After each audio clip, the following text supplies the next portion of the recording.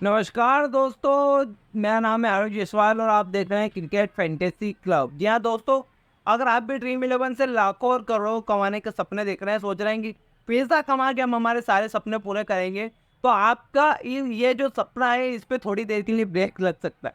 क्यों बताता हूँ, पूरी इस वीडियो कंप्लीट आपको देखिए।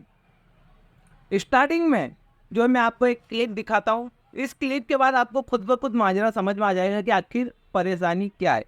ये क्लिप देखिए। 2 करोड़ रुपए के विनर की सिम पोर्ट करवाने और जीमेल हैक करने के मामले में साइबर थाना पुलिस को बड़ी सफलता हाथ लगी है।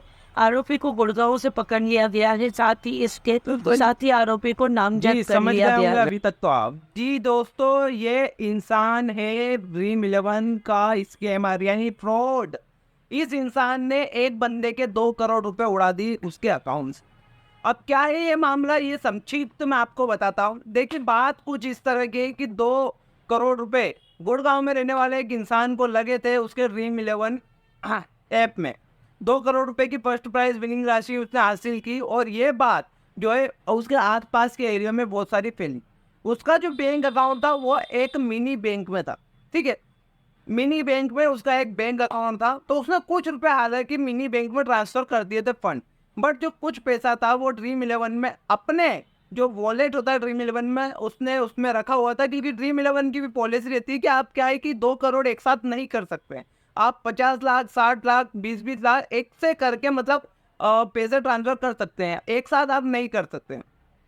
तो एक बार जब उसने पैसा ट्रांसफर किया तो बैंक अकाउंट के जो मिनी बैंक में उसके अकाउंट में पैसा गया, तो वहाँ के जो डायरेक्टर था उस डायरेक्टर को पता चल गया कि इस बंदे के अकाउंट में इतना रुपया है और बंदे के अकाउंट में इतना रुपया है और इतना बचा है वॉलेट में और इतना और ट्रांसफर होना है बस। तो जो डायरेक्टर की जो मिली भगत थी जो स्कैमर्स से, वो डायरेक्टर के संपर्क में थे। स्कैमर्स को वहाँ से पता चला और स्कैमर्स ने क्या किया कि जो ड्रीम 11 का विनर था उसे फ़ोन किया, फर्जी कॉल किया ड्रीम 11 अधिकारी बन के कि हम ड्रीम 11 की कंपनी से बात कर रहे हैं, हम इस अधिकारी हैं और आपकी ये डॉक्यूमेंट आप सेंड कर दीजिए अगर आपको पैसे लगाए तो बंदे ने सोचा कि ठीक है, कौन सा ओटीपी मांग रहा है, डॉक्यूमेंट सेंड कर दिए पैन कार्ड आधार का।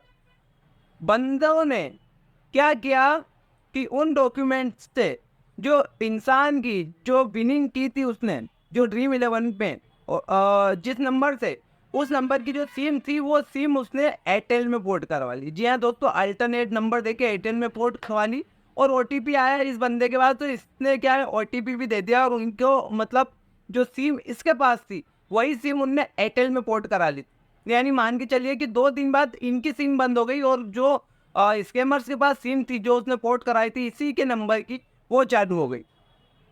अ, उसके बाद क्या हुआ कि जो स्कैमर्स थे उनने उसकी जो सिम पोर्ट करवाई थी उस सिम में जो जीमेल आईडी थी इसकी, वो जीमेल आईडी हैक करी और जो इसके जो बचे हुए 38 लाख रुपए के समथिंग थे वो अपने बैंक अकाउंट में ट्रांसफर कर लिए स्कैमर्स ने। समझ रहे हैं आप, स्कैमर्स ने अपने बैंक अकाउंट में पैसे ट्रांसफर कर लिए। तो जैसे ही इस बंदे को पता चला कि अरे यार मेरी तो आईटी लॉग आउट हो गई, मेरी तो सिम ही बंद हो गई और कैसा कैसा क्या हुआ, फिर से याद आया कि यार मैंने तो किसी को डॉक्यूमेंट दिए तो ओटीपी दिया था, तो इसने तुरंत जाके बैंक में संपर्क किया। बैंक का जो डायरेक्टर था वो तो पहले से मिली भगत थी तो उसने कुछ रिस्पॉन्स नहीं किया, तो ये बंदा डायरेक्ट चले गया कहाँ, पुलिस स्टेशन, क्योंकि ये पढ़ा लिखा समझदार व्यक्ति। पुलिस स्टेशन में गया, पुलिस ने उसका अकाउंट सीज करवा दिया कि इस अकाउंट से कोई भी पैसा ट्रांसफर नहीं हो। पैसा हालांकि 38 लाख रुपए ट्रांसफर नहीं हो पाया, बट अगर ये बंदा इतनी चतुराई नहीं दिखाता तो ये 38 लाख भी ट्रांसफर हो चुके होते। पुलिस ने एकदम से एक्शन लिया और इसका जो अकाउंट था वो एकदम से सीज करा और बोला कि इसके अकाउंट से अब पैसा ट्रांसफर नहीं होगा और इसके वॉलेट से अब पैसा ट्रांसफर नहीं होगा, सब सीज कर दो। इसका पैसा ट्रांसफर नहीं हुआ और जो स्कैमर्स थे वो पुलिस की नज़रों में आ गए और ट्रेस होकर वहाँ से पकड़े गए। कहाँ से? गुड़गांव का ये मामला है। वो पकड़ा है चित्तौड़ चित्तौड़ राजस्थान से। जी, जब उनको पकड़ा तो उन्होंने पूरा मामला बताया, तो मिनी बैंक के डायरेक्टर्स को भी पता जो पुलिस ने पकड़ा है और मिनी बैंक्स के 2 डायरेक्टर इस स्कैम में शामिल थे और ये स्कैमर्स के का पूरा गिरोह था। जो भी पैसे वाले लोग रहते थे उन्हें एक घेर कर जो है उनके साथ स्कैम करते थे और पैसा फ्रॉड करते थे। तो दोस्तों, इस पूरे मामले में आपको एक बात नज़रअंदाज नहीं करनी चाहिए कि ड्रीम 11 में अगर आपको करोड़ों रुपए लग रहे हैं तो आपको कोई ना कोई स्कैम की कॉल तो जरूर आई। क्योंकि ड्रीम इलेवन में अगर आपको पैसा लग रहा है तो वो जमाने में पता चलेगा, और जो ड्रीम इलेवन का एक एक प्लेयर खेल रहा है उसे भी पता चलेगा, क्योंकि ड्रीम इलेवन तो खुद ही रिवॉर्ड के ऑप्शन में बता देता है कि कौन फर्स्ट रैंक कब का आया है, ठीक है। और जो लीग में ज्वाइन है उन्हें तो पता ही चल जाता है।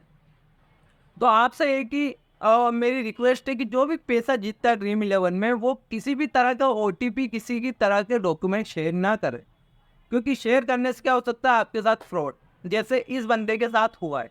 हालांकि इसका पैसा तो बच गया, लेकिन चला भी जाता, बस थोड़ी देर की बात थी अगर पुलिस एक्शन ना लेती तुरंत।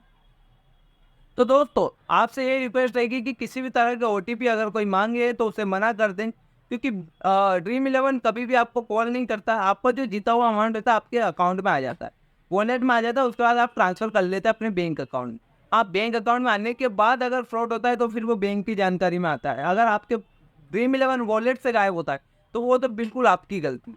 तो मैं बिल्कुल रिक्वेस्ट करूँगा, बिल्कुल इस तरह की बेवकूफ़ी ना करें अगर आप ड्रीम इलेवन में पैसा कमा रहे हैं और पैसा आपको विनिंग हुआ।